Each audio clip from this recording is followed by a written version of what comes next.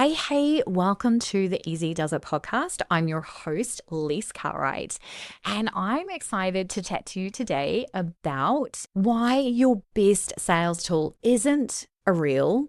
It's actually a story, and not a story on Instagram, just so we're clear, even though I just mentioned reels. Sorry for the confusion. And we are on season 6, episode 5, if you're keeping count. So today I really want to talk through why you want to focus on telling stories. Now, I am someone who has been telling stories and emails for a very long time. And whilst you can do this on social media, the reality is you are now basically trying to grab someone's attention when they're not really in the business mode. And what I mean by that is they're not necessarily looking for the thing that you're talking about. And this is why I'm a huge fan of email, because someone has to opt in. Now, he's technically on social media. If they're following you, they've opted in. But just because they follow you doesn't guarantee that they're actually going to see you. And this is my biggest bugbear when it comes to social media. So instead, let's talk about what it looks like when you are telling stories inside your email. And if you are already thinking, I don't have any stories to tell, I'm not even sure what this looks like, how do I take a story and then add something to it to actually make it relevant to my audience?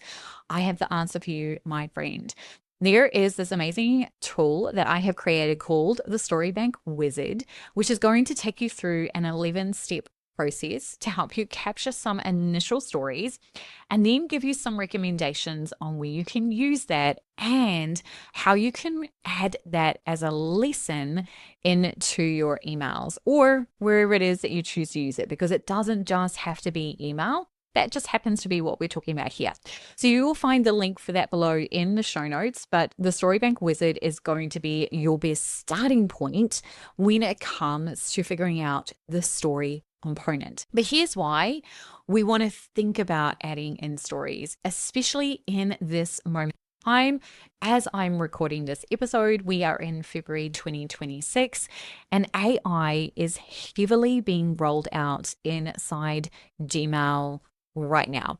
And by the time you're listening to this, depending on whenever you are, it's likely probably being rolled out inside most service provider accounts, right? So Microsoft, Yahoo, AOL, I don't know what is available these days when it comes to email as a personal user, but AI is a huge part of most things these days.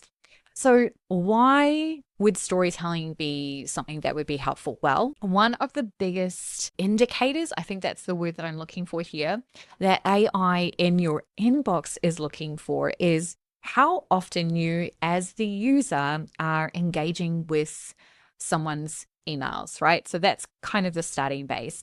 And if you're telling stories, then you've got more of an opportunity for engagement and for people to open your emails and click on your emails and continue to do that than if you're just sending standard newsletter content or transactional emails.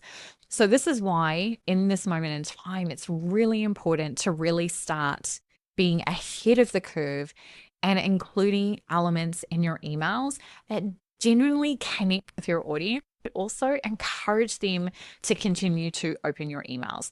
So that's why we're doing stories. So here is some stats for you, because I think that that's helpful. Over the last sort of 3 months, I personally have noticed that my open rate has dropped. This is what led me down the path of what is happening and how I realized that AI was being rolled out across Google Gmail accounts.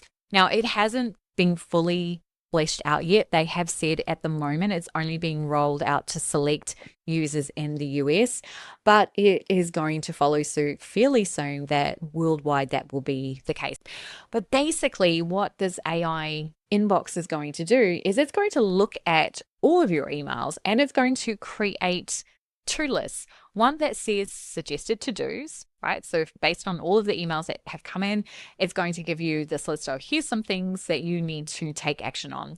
And then it's going to give you things to catch up on. We want to avoid landing in the things to catch up on, because that is a very easy list over time that people are just going to be kind of like, I'll get to that when I get to it. I'm just going to focus on the suggested to-dos, the things that I need to pay attention to, that AI has determined you need to pay attention to. So there's a very, simple nuance there that we definitely want to pay attention to.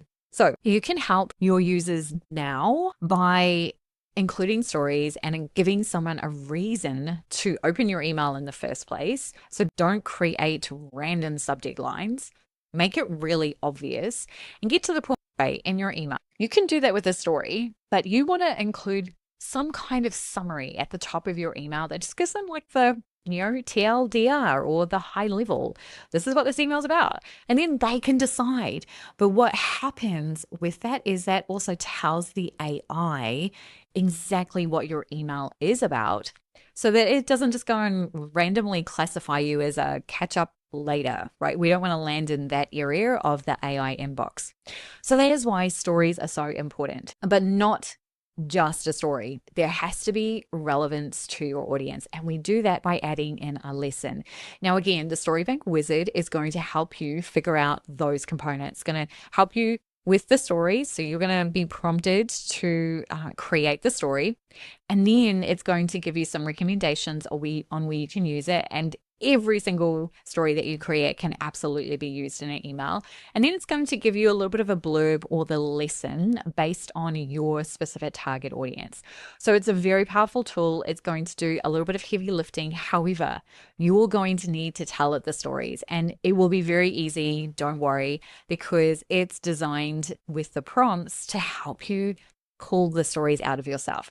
You can't use AI to generate the stories for you, because the stories only have power when they're your stories, and they're stories that your audience also sees themselves in. So your action step, my lovely friend, is to literally go and grab the StoryBank Wizard if you haven't already by now, and start building out your initial story bank. So there's 11 prompts. So you'll have 11 stories that will give you lessons that you can start using in your emails right now, and to make sure that you're giving your audience a reason to open those emails. And that doesn't mean that you need to be plastering them with sales content, but you do want a reason why you're writing those emails, which should always be leading to an offer.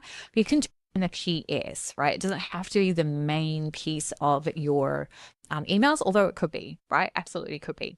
So hopefully that gives you a really good starting point in terms of starting your stories. Action step is to use the StoryBank Wizard and then go and send emails that engage with your audience, not talk at them. We want to engage with them. So don't forget to ask a question where it makes sense to, right? We don't want to just start asking random questions, because we want to make sure that we're, telling AI what we're doing, but where it makes sense to. Again, if you remember that your audience are people and that you're talking to other people, I think this will become infinitely easier for you to do. Okay, lovelies, I hope that was helpful. Make sure you go and check out the StoryBank Wizard, and I will see you in the next episode.